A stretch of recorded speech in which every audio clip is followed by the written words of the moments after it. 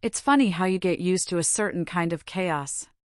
For years, my life with Ethan felt like navigating a minefield, always braced for the next explosion, the next passive-aggressive remark, the next grand theatrical stunt from his mother, Eleanor. Now, there's just quiet. A deep, settling quiet that lets us breathe. It's not a fairy tale ending, not with hugs and forgiveness all around. It's something much realer, much harder one. It's the quiet aftermath of a storm, where you finally understand that sometimes the most healing thing isn't a miraculous transformation, but simply the end of the war, and the realization that some people, the villains in our stories, don't get a redemption arc. Sometimes, they just get therapy. And for us, that's been enough. But to understand that piece, you have to understand the war.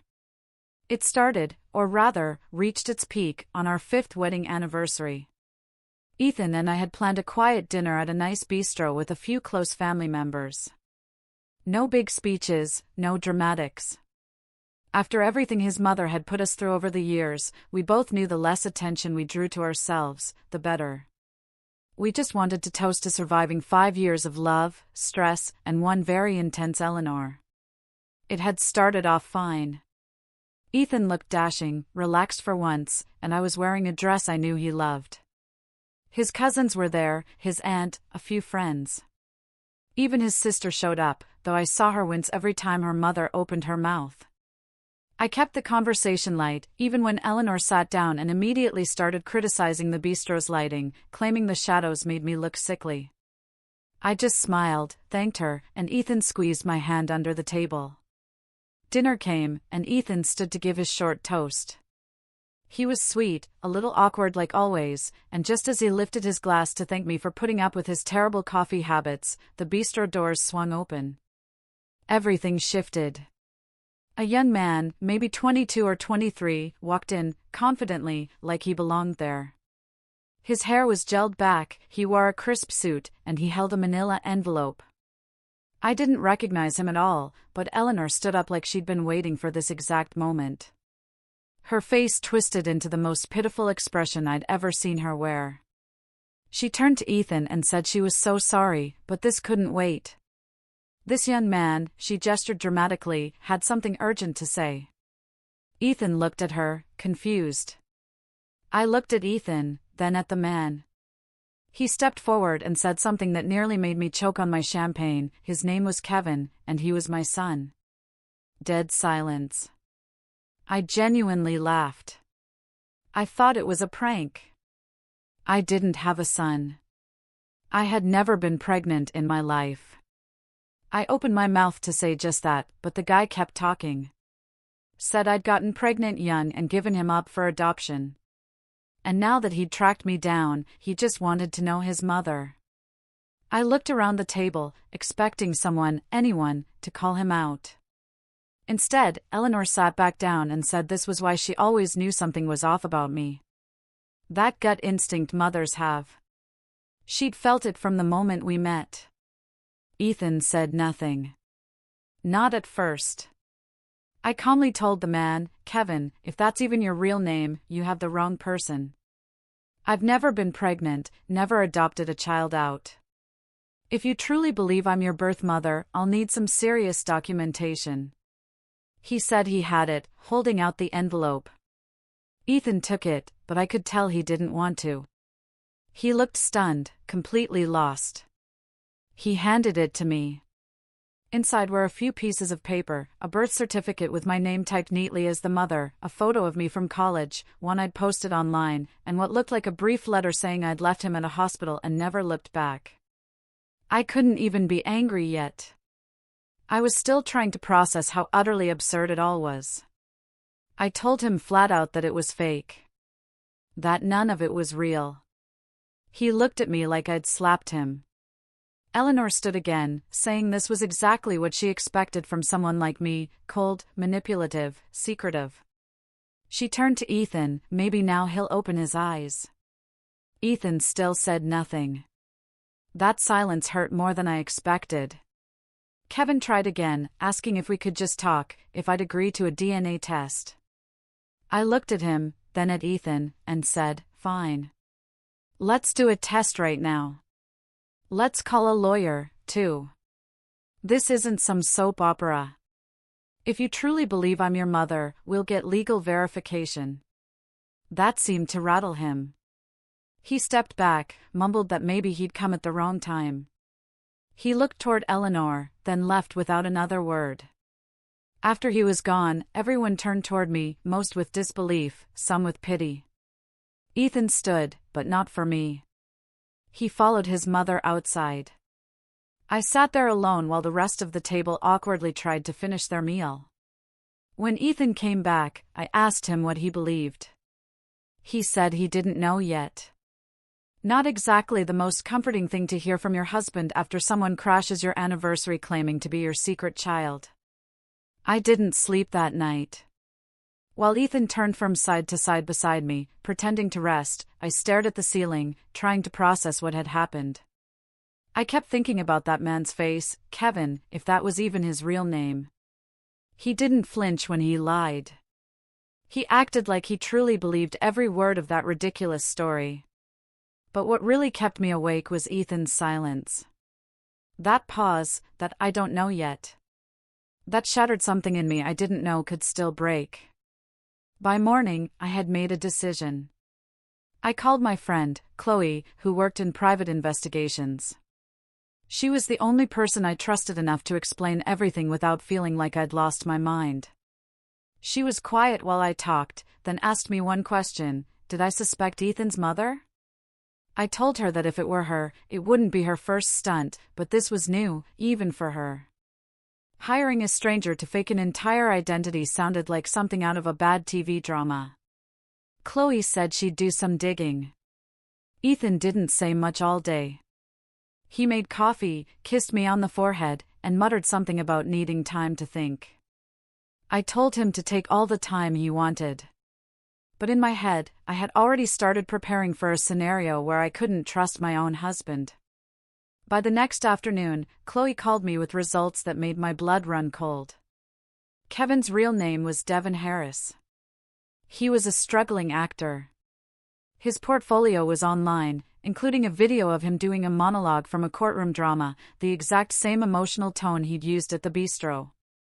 Chloe even found a photo of him on a set dressed in the exact same suit. And the best part?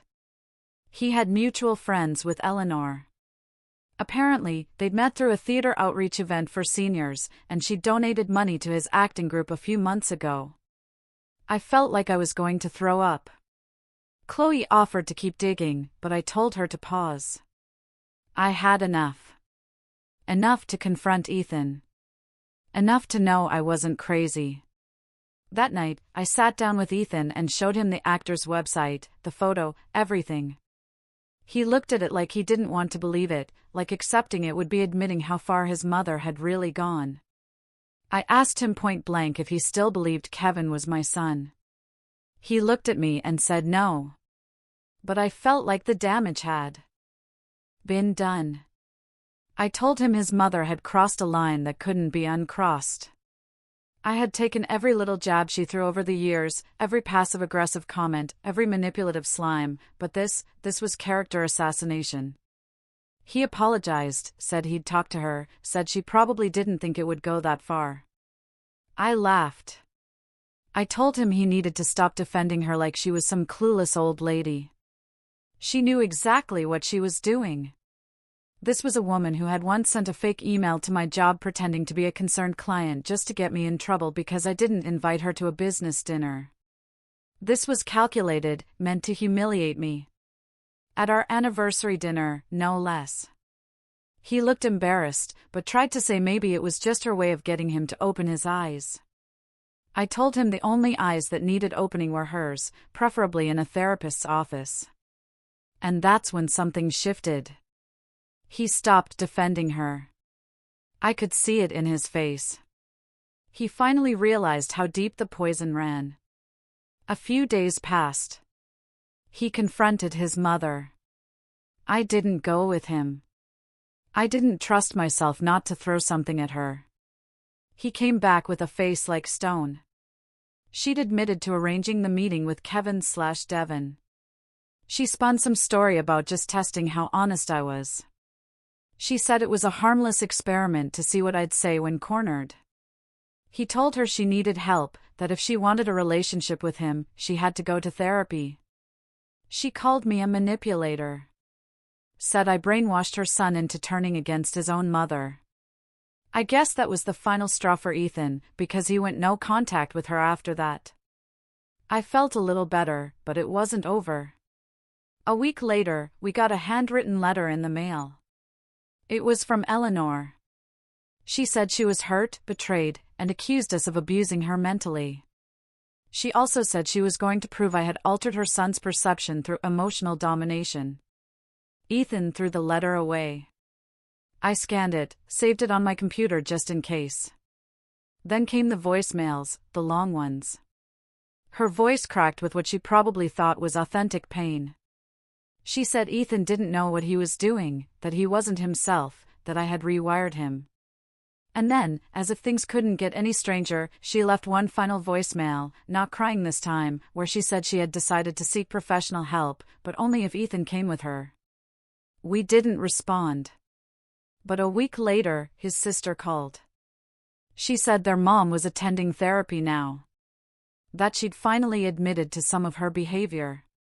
Apparently, even the therapist was shocked when she casually described hiring a young actor to break up her son's marriage, like it was just a normal Tuesday. I wanted to laugh and cry at the same time. For once, she was being forced to look in the mirror, and it terrified her. It wasn't the end of our problems, but it was a start. And Ethan, he finally saw her for who she really was. It had been nearly 2 months since Eleanor agreed to start therapy. If I'm honest, I didn't expect much from it. This was the same woman who once claimed people who went to therapy were just too soft to handle life, and who believed any family issue could be solved with guilt and manipulation. But apparently, having her son walk out of her life did something to her pride, or maybe to her loneliness. Ethan didn't tell me much about the first session, just that he'd gone with her as a gesture of good faith, but had no intention of attending every week. He came home quiet, thoughtful, like he'd seen something he wasn't ready to talk about. I didn't push him. I figured if Eleanor was truly serious about fixing things, she'd have to do it without dragging Ethan in as her emotional crutch. 2 weeks later, he went to a second session. Not for her, for himself. He said being raised by someone who viewed every disagreement as a betrayal had left him confused about what real love looked like. I think that was the first time he fully admitted his mother had emotionally manipulated him for most of his life. That night, he looked me in the eyes and said he was sorry it took him so long to defend me. He said that for years he'd been torn between pleasing his mother and being a good husband, and he didn't realize how many tiny pieces of me he had let her destroy in the process. It wasn't a big, dramatic apology, just quiet honesty. And that meant more than any grand gesture ever could. Meanwhile, Eleanor had started sending Ethan weekly updates. She'd email vague summaries of what she'd learned in therapy. Things like, I now understand how my tone might come across as accusatory, or I'm working on personal accountability.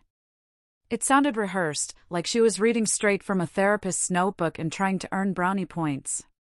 But then she did something that caught both of us off guard. She sent me a letter. Not a voicemail, not a message, a real handwritten letter. It was 3 pages long. And honestly, the first page was still soaked in defensiveness. She mentioned how lonely she had been, how she thought I was trying to take her only son away, how she believed she was being phased out of his life and wanted to take back control. She wrote about feeling betrayed when Ethan chose me over her. That part stung, but at least she admitted it. Page 2 was more self-aware. She wrote that she had started seeing how controlling she'd become, that she had built her entire identity around being indispensable to Ethan. And when that identity was threatened, she lashed out. She even admitted that hiring the actor to pretend to be my child was reprehensible. Her word, not mine. Page 3 was where she asked for a meeting. She said she didn't expect forgiveness right away, but she wanted the chance to prove she had changed. She asked if I would sit down with her just once. No drama, no tricks. I sat on the letter for 3 days. I must have read it 15 times. Part of me wanted to burn it. The other part wondered if she was actually trying. And if she was, what kind of person would that make me if I didn't at least listen? So, I agreed, but on my terms. We met at a small cafe near my office during lunch hours when it would be full of people. I brought Chloe, my friend and PI, just in case things got weird again. Eleanor showed up exactly on time, dressed in muted colors with no makeup and an expression I couldn't quite read. She didn't make excuses. She didn't cry. She didn't hug me or pretend we were ever close. She simply said, "Thank you for agreeing to meet." Then she got right to it. She talked about the therapy sessions. How her therapist had pointed out the patterns in her relationships. How her need to control Ethan came from years of unresolved resentment over her own failed marriage, even though they were still together, and abandonment issues. How she realized she had projected all of her emotional needs onto her son, expecting him to fill the role of a partner more than a child. She said that what she did to me, trying to break us up, orchestrating that whole secret love-child scheme, was the result of desperation, not hatred. I told her it didn't really matter what her intentions were. The pain was the same. The humiliation was the same, and the trust completely shattered. She nodded and didn't argue. She said she wasn't expecting to ever be part of our lives again the way she used to be. She just hoped that one day I could look at her without flinching. I sat there in silence for a bit. Then I said something I didn't even plan. I told her that forgiveness wasn't a door she could walk through just because she knocked politely this time. It was a road, and if she was truly walking it, I'd see it. I told her I wouldn't stand in the way of her healing, but I wouldn't rush to welcome her back either. Not after everything. She said she understood. Then, to my surprise, she paid for my coffee and left. That night, Ethan asked me how it went. I told him the truth. That his mother had finally started acting like an adult instead of a puppet master. That she wasn't looking for a pat on the back, but was at least trying to take the first step. He seemed relieved. Not overjoyed, not naive, just relieved. Right now, in our marriage, we didn't have to tiptoe around her feelings. We didn't have to prepare for some passive-aggressive comment every holiday. He didn't have to decipher which social post she'd misinterpret next. We just breathed. For about 3 weeks, Eleanor seemed to genuinely back off. No texts, no weird inspirational emails, no drop-ins or cryptic messages disguised as concern. It was like someone had reset her settings and turned the volume down on the drama.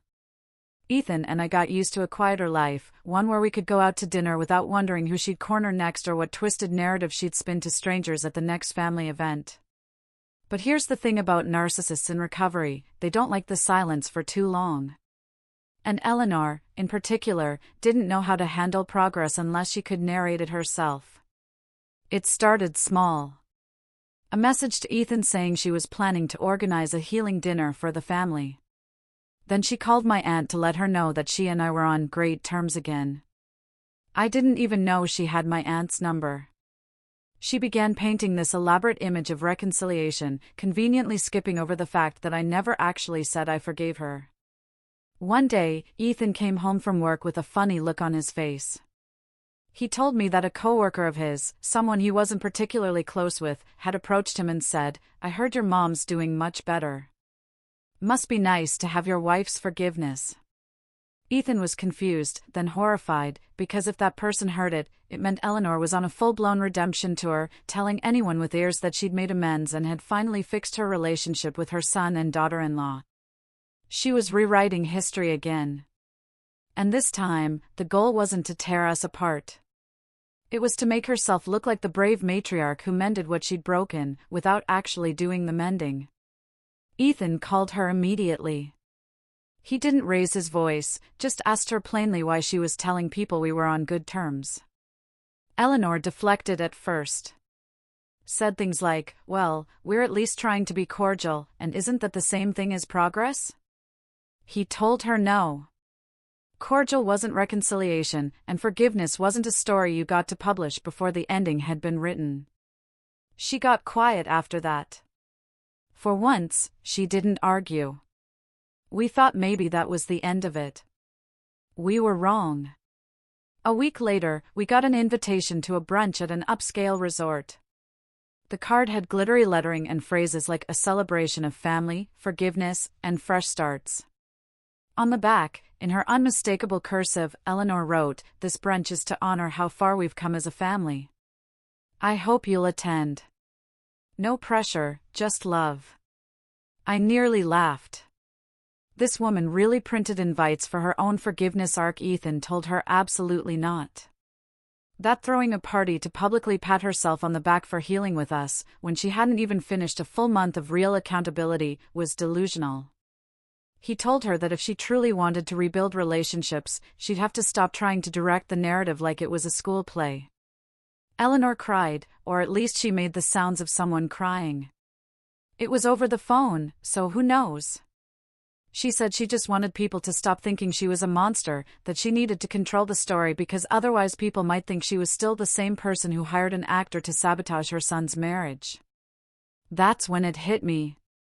She didn't want healing. She wanted absolution. She wanted everyone to say, "Wow, look how far she's come," without ever having to sit with the discomfort of what she'd done, without rebuilding trust, without truly listening to how she'd hurt us. It was all about the optics. I wasn't surprised, but I was done. So, I decided to go one step further. A week later, I posted a blog entry to my private account, the one I used for journaling. Mostly locked, mostly anonymous. But this time, I kept it open. I told our story from start to finish. I didn't name her. I didn't need to. The actor she hired, the accusation, the fake scandal, the therapy, the fake reconciliation brunch. I wrote about how some people want redemption, not because they've changed, but because they're tired of being held accountable. It didn't go viral. It wasn't meant to. But people read it enough to make its way to Eleanor's church circle, her book club, her garden group. And suddenly she was the one fielding awkward conversations. Ethan got a message from her that week. No crying this time, just cold, clipped frustration. She said she felt attacked, misunderstood, and betrayed. That she thought I'd chosen to move forward, and instead I was smearing her name. She said if I had any decency, I would have let her repair her reputation in peace. I told Ethan not to respond, not out of spite, but because I finally understood something. Eleanor wasn't interested in healing. She was interested in the appearance of healing. And anything that disrupted that image was, in her eyes, cruelty. But it wasn't cruel to tell the truth. It wasn't cruel to say, "I'm not there yet." It wasn't cruel to let people see that not every wound has to be covered in rose-colored gauze just to make others comfortable. Eleanor stopped therapy after that. Or at least she stopped talking about it. The redemption brunch never happened. The family stopped asking about how things were going with Eleanor because now they knew the real answer. And Ethan, he was freer than I'd ever seen him. He didn't feel guilty about setting boundaries. He didn't flinch when her birthday passed. And he didn't call. He didn't let her rewrite the past. He just lived with me without the shadow of his mother looming over every decision. Sometimes healing isn't pretty. Sometimes it isn't mutual. Sometimes the most healing thing you can do is walk away from someone who refuses to stop pretending they're the victim in a mess they created. After the failed redemption brunch and the blog post that exploded across Eleanor's social circles, we enjoyed a stretch of peace that almost felt weird, like waiting for a tornado to touch down after a few quiet gusts. Ethan and I stopped tiptoeing around her name. We could make plans without wondering if we'd need to cancel because of some family drama. We even booked a small trip to the coast, something we'd been too stressed to enjoy in past years. But of course, peace doesn't sit well with someone like Eleanor. It was about 2 months after the blog post when the messages started again. Not rage-filled this time.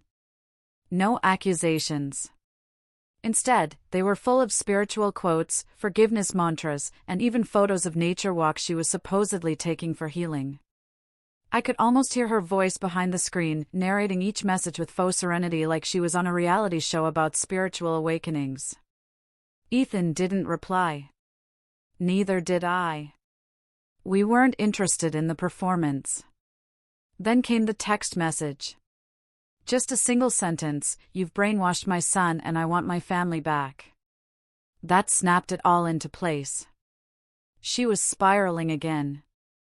A few days later, Ethan's sister called him and warned us to be careful.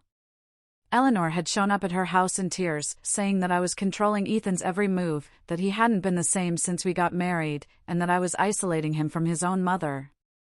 She cried about how no one believed her anymore and insisted that Ethan was too mentally manipulated to see that I was turning him into someone else.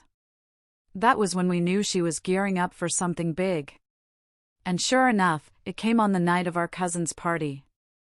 It was a small gathering at a local community center that they loved, intimate, cozy, and filled with people who had supported each other through the roller coaster of our lives. Friends, a couple of cousins, no drama, just laughter, toasts, and cake, until Eleanor walked in. She wasn't invited. She wore all black, like she was attending a funeral instead of a celebration.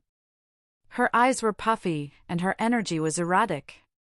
She hovered near the entrance, not really engaging with anyone, until she saw Ethan give me a kiss on the cheek during a toast. That's when it happened. She stormed forward, right into the middle of the party, and in front of everyone yelled that she wasn't going to stay silent anymore. The music stopped. The room froze. She pointed at me, voice trembling and wild, and said that I had poisoned her son's mind. That ever since I came into his life, he'd been distant, cold, and unnaturally obedient. She accused me of manipulative control tactics, as if I'd cast some kind of spell over Ethan. She said she couldn't take it anymore, watching her son, the sweet boy who used to call her every morning, become someone who couldn't even look his mother in the eye. Ethan didn't yell. He didn't lash out. He calmly walked over to her and said one sentence, "You need help, Mom." The silence that followed was thicker than anything I've ever felt. Eleanor blinked like she'd been slapped. She looked around the room at the people she thought might back her up and saw nothing but stunned faces and shaking heads. Even her own sister turned away. She left. But that wasn't the end. 2 days later, we got a call from Eleanor's neighbor. She'd had some kind of breakdown, crying on her porch, talking to herself, saying she didn't know who she was anymore. The neighbor had called a wellness check. That same day, Ethan got a call from the therapist Eleanor had originally seen months ago. Apparently, she had checked herself back in, and only this time, she asked for long-term therapy voluntarily. Ethan didn't go see her. Neither did I. But he told me later that he didn't feel guilty, just relieved, like maybe the storm had finally exhausted itself. We heard through other relatives that Eleanor was slowly starting real therapy work, that she'd stopped calling herself the victim and was beginning to unpack her obsession with control, her emotional manipulation, her belief that love meant obedience. It wasn't a storybook ending. She didn't come to us with a weepy apology or a heartfelt letter. She didn't make amends or promise to change overnight. But she stopped trying to force her narrative into ours. And that, in a way, was the best gift she could have given us. As for us, we kept living, kept laughing, without her shadow looming over every joyful moment. Sometimes the villains in our stories don't get a redemption arc. Sometimes they just get therapy, and that's enough. Do you think she ever really understood the depth of her actions?